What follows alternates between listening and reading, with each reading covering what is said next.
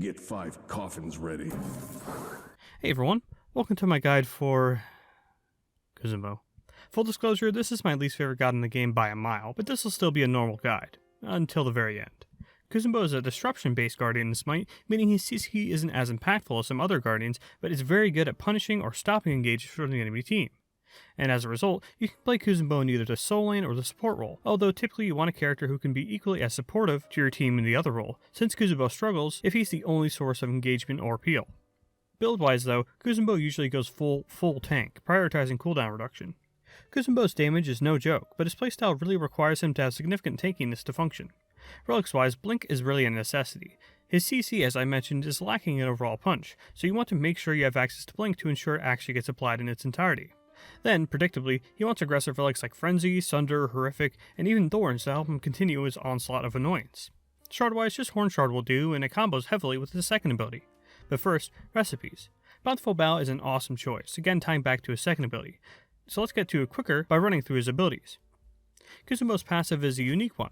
Every time Kuzenbo takes 2% of his maximum health as damage, whether that be minion damage or god damage, he'll receive 1.5 damage mitigations, shown by his crown filling up with water on his passive bar. But this is extremely unclear. You really want to count it by how many stacks you have on your buff bar, up to 10.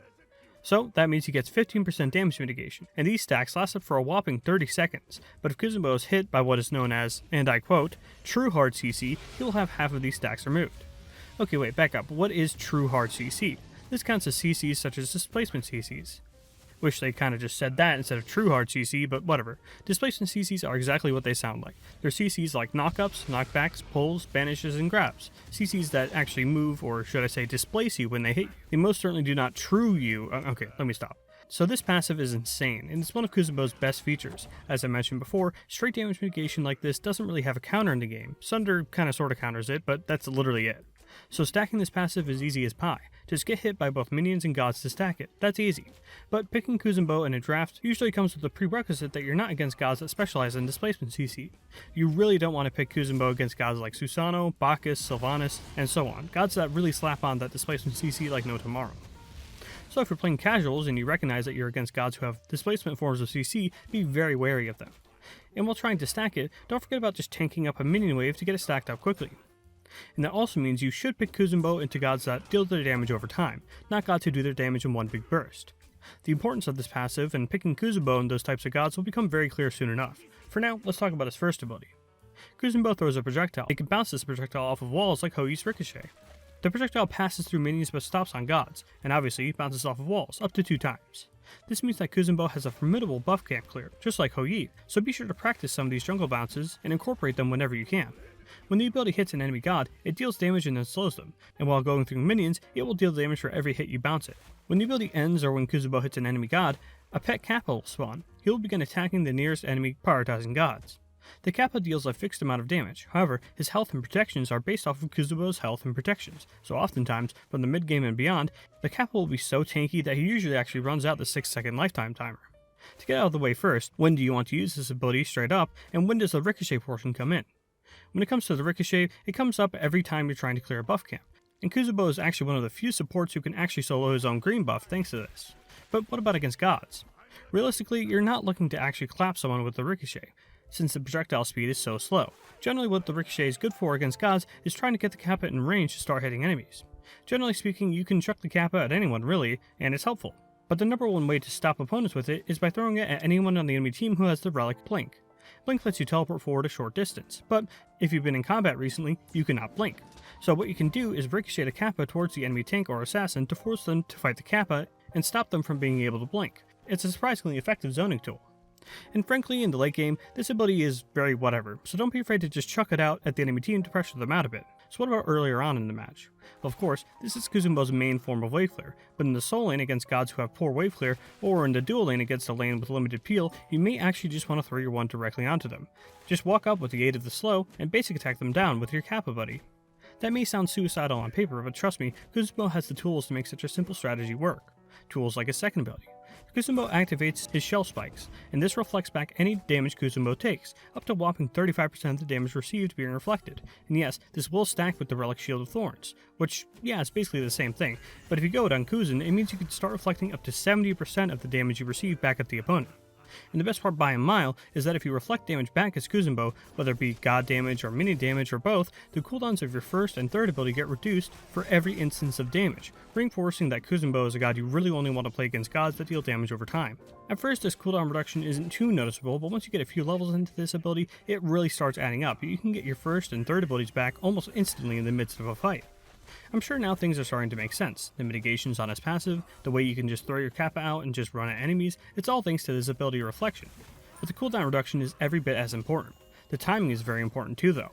Use this ability too early and obviously not only will the enemy team avoid hitting you, but they may just disengage entirely and then trying to force them into a fight is impossible. And use it too late and again you're going to be ignored. However, this is a rare case of an ability in Smite where it really is okay to hold on to it for a bit in the fight.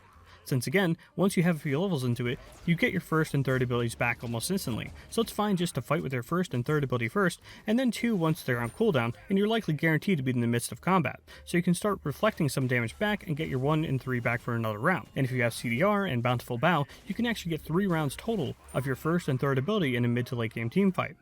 That is one aspect about Kuzenbo though. If you can't battle it out immediately after using your 2, you're in big trouble, as of course, that cooldown reduction is awesome, but it's not like there's a way to get your second ability back once you've used it. So after it's over, you're stuck with only 1 use of your first ability and 1 use of your third ability per fight, which, as you're about to see, is awfully lacking compared to what other Guardians can offer. In Kuzenbo's third ability, he slowly dashes forward. He can pass through minions and direct himself using the camera, with a reduced turning radius of course. Upon hitting an enemy god, he grabs and silences them, and is still free to turn left and right with that reduced turning radius. When Kuzenbo hits a wall, minion, or other enemy god while the god is grabbed, he will deal damage, and can deal damage in that way up to 3 times for an insane 600 potential damage with 105% power scaling. Damage potential here is absolutely soul crushing to get hit by, so if you thought Kuzenbo's 1 and 2 were the biggest pressure tools, no, this is what people are really scared of. It's not even just the damage potential in lane though. Of course, the most effective thing you can do with this ability is push someone, then turn around 180 and push them into your team for a fight. Or if the enemy team is overzealous and try to push you into their tower, you push them into your tower basically for free. So if anyone tries to get overzealous with you in the soul lane, they're getting pushed in their tower without a second thought. So this ability is actually pretty basic. Whenever it's up, you want to either blink and then push enemies into your team, or if you're already in the midst of a fight, activate your second ability to get your hands dirty, running straight into the enemy backline, slowing them with your first ability, then pushing the enemy into your team. And then while in lane, either push enemies into their own minions for raw damage, or if they have a clear advantage against you, try to bait them into overextending, allowing them to be pushed into your tower. The 2 main things to watch out for with this ability is firstly, people stopping it. Kuzenbo is not immune to any forms of CC while dashing, so while sure, you can silence your push target, outside sources can easily stop you dead in your tracks. But this is something you should count on, as naturally, you use your second ability's cooldown reduction first to push someone into a fight, then if it fails, soak up some damage with your 2 and then try using your 3 again.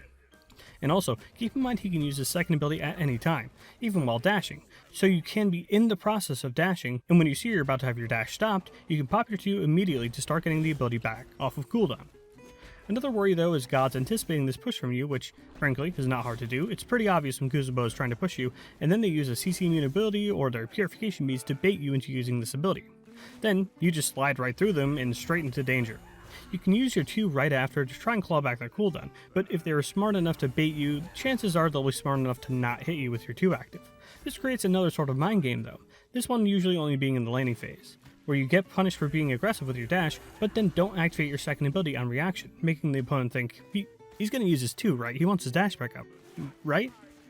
But you don't use it as you quietly walk back to your side of the lane. And if they all in you while your dash is down, you can always rely on your ultimate to get you out of trouble. Kuzenbo becomes CC immune, increases his movement speed, gains 20% damage mitigation, which yes, stacks with your passive, and begins dealing damage in an AoE around himself every 0.6 seconds for up to 2.1 seconds total, and each instance of damage inflicts a small knockback, which of course really adds up as the ability progresses. And just like with his third ability, Kuzenbo is able to activate his second ability at any time while casting this ability, meaning he can do his main 1-3 combo, then go into this insane disruption tool, 2, then by the time the ability completes, have absorbed enough damage to 1 and 3 again. This ability is brutally simple though, so when you use it, it's pretty obvious. You typically use your 1 and 3 to get into the backline. 2, then use this ability once you know your intended target, usually a mage or a hunter, is about to use their movement ability to get away from you. This is because the series of knockups this ability creates is actually enough disruption to stop movement abilities as they're winding up. So sure, they can try to cast their movement ability, but they'll usually be knocked out of it before it can actually go off. There are exceptions of course, for instance Merlin's teleport. but things like On Her Leap are just plain too slow to get out of this ability while being hit. Obviously though, they're just going to use their Purification Beads to stop the next knockup, and then use their movement ability to get out, but since Min has an ability that forces movement abilities and Purification Beads, been bad. And I'm just checking my notes here. Yeah, that's kinda it. Get into the backline, use this ability, and you're golden. Of course though, I transitioned to this ability by talking about it as a self-peel ability. And while it is fantastic as an aggressive tool, Kuzenbo finally gets a defensive ability he can peel with thanks to this ability too. This is pretty simple too though. If the enemy team's engage is better than what your team can offer, you just need to save this ability as a clear disruption option. When the enemy tank dashes or blinks in on your team, pop this ability and knock them up. Then using your movement speed, dive deeper into the enemy team to stop their backline from following up too. Or if their dive is extremely severe, the enemy team can just kinda dive past you if you try to Beyblade your way all the way to the backline, like against someone like Pele, Set, or Ganesh. In this case, you can instead use your movement speed to move towards your team as the enemy team tries to collapse on them. It can take some time to get the timing down, and also make sure you're decisive with where you move with this ability, since you can really only choose one direction to move. Try to move around too much and you'll just run yourself out of time. But on the whole, super simple ability, don't overthink it. Here's some combos with Kuzenbo. 1, 3, 2.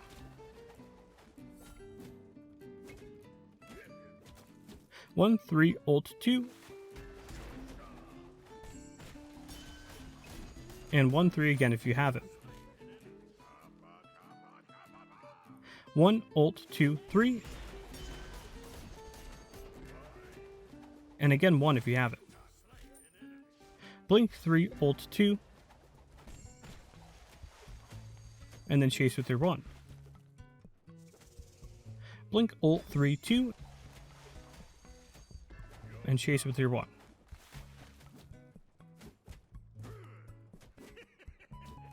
For ability leveling, of course you want your 1 at level 1, although it can be tricky to get good bounces when your ADC takes the minions away from you. So try to get a bounce or 2 at level 1, but don't spend all day trying to line it up. Then your 3 at level 2, and your 1 at level 3 again. Then finally, your 2 at level 4. From there, it's just personal preference between maxing your 1 and your 3. Leveling your 1 is great, since it's your only wave clear ability, and the damage you get from the Kappa is really formidable. But leveling your 3 gives you that insane 600 potential damage to really catch your opponents off guard with some damage. It's cheesy, but geez, it really does do a ton of damage. Whichever way you end up going though, you want to skip leveling your ultimate after level 5. So that you can get that damage and slow on the 1, the damage of the 3, and the cooldown reduction of the 2 online as fast as possible. I personally recommend leveling your 1, your 3, your 2, then your ult. Kuzenbo is confusing because he's just so simple. I think people look at Kuzenbo's kit and think, wait, I'm supposed to just run at them? You mean like forever? And that's really what Kuzenbo is all about, running at people and forcing them to deal with his nonsense. Now of course, at the highest levels of play, this isn't really too difficult to deal with. At the pro level, you just pick him for his ultimate, to be honest. But down here in the trenches, Kuzenbo can be an absolute nightmare to play against during the laning and mid-game phases. Not only when facing him head-on in the duo or solo lanes, but also just being a lowly mid laner or ADC just trying to do your thing in lane, and boom, you forgot to ward that one corner and here comes a Kuzenbo about to push you into his tower and forcing you to use your beads. And if he got a good push on you with all of his other abilities up, goodbye, because he's about to slow you with his 1 and catch back up to you to ult you, giving his teammates enough time to come up and finish the job. And that's what Kuzenbo is best at, punishing aggressive and or impatient players. Not sure if you're new to SMITE, but to be frank, a huge portion of the player base is extremely aggressive and impatient, so Kuzenbo fits in there like a glove.